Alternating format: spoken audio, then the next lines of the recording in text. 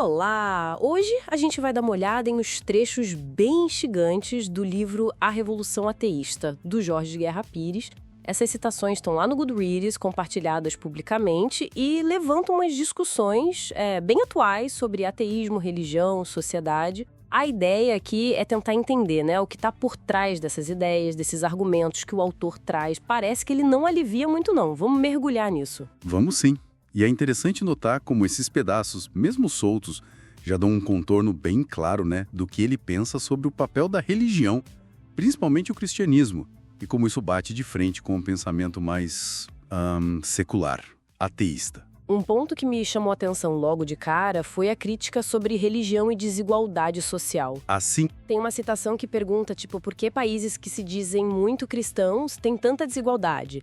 E aí compara com países mais seculares que parecem ter lidado melhor com isso. exato. A sugestão ali é que política baseada em evidência funciona melhor que fé e caridade para acabar com a pobreza. Pois é, e a forma como ele coloca a fé e a caridade é quase como um paliativo, Ele diz mesmo que elas garantem que a pobreza continue existindo. Nossa.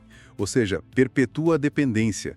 Em vez de ir na causa do problema, é uma visão bem direta que coloca de um lado a fé e do outro as soluções com dados, com evidência. Bem forte mesmo. E essa linha de questionamento vai além, entra nos dogmas religiosos também. Com certeza. Eu lembro de uma parte que critica a posição católica sobre contraceptivos, a ideia de lei natural. Essa é clássica. E ele usa uma ironia bem ácida, comparando isso com cobras falando e virgens grávidas.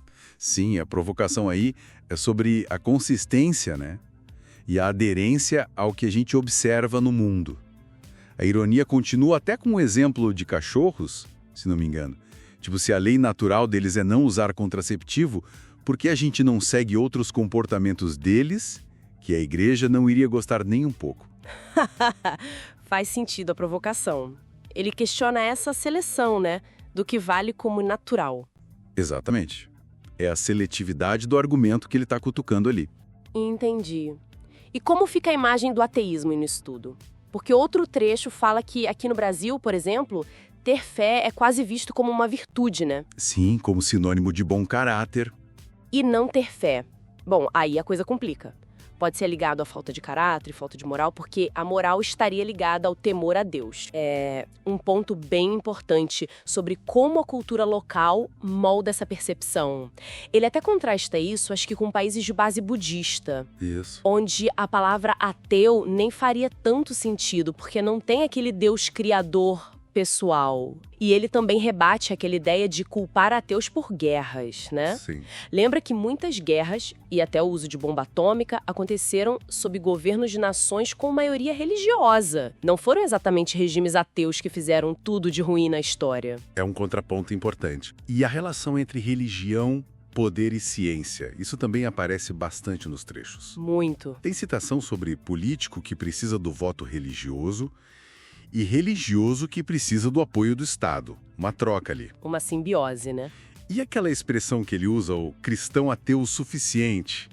O que será que ele quer dizer com isso? Olha, a interpretação que fica é que ele está falando de figuras de poder que usam a religião de forma cínica, talvez, como uma ferramenta para o controle social.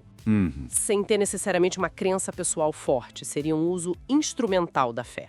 Entendi. E isso amarra com outra ideia que aparece, de que a religião historicamente meio que subjugou a inteligência. Sim, ou tentou limitar a razão, promoveu uma dependência do divino e até se opôs a avanços científicos importantes, como a evolução. E aquela citação de Sêneca que ele traz parece fechar bem essa ideia, Verdadeira para o povo, falsa para os sábios. Útil para os governantes. Exatamente. Resume essa visão da religião como um instrumento de poder, pelo menos na perspectiva que o autor apresenta nesses trechos. E para complicar ainda mais, tem a questão do problema do mal. O grande desafio teológico. Ele desafia a ideia de que o livre-arbítrio explica todo o sofrimento.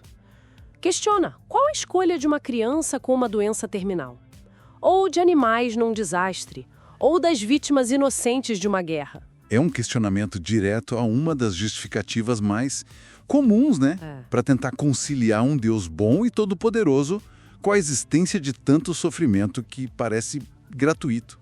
Então, juntando esses pontos todos que a gente viu nesses trechos de A Revolução Ateísta, o que fica parece uma crítica bem afiada, né? Em várias frentes, social, política, ética, até sobre como a gente conhece as coisas. E sempre defendendo o ateísmo como uma alternativa racional. Sim, o que emerge dessas citações é uma defesa forte da liberdade de pensamento. Um questionamento constante de dogmas, da lógica por trás de certos argumentos religiosos e do que ele enxerga como hipocrisia nas instituições. O grande contraste parece ser esse: de um lado, a dependência da fé, do outro, a liberdade que viria da razão e da evidência. E fica aquela reflexão final, né? Pegando de novo a citação de Sêneca. Se a religião pode ser útil aos governantes, como será que essa dinâmica funciona hoje? Num mundo super conectado, mas também tão dividido. Qual o espaço real que existe para um pensamento mais crítico, fora das caixinhas de crença estabelecidas? É algo para a gente continuar pensando, né?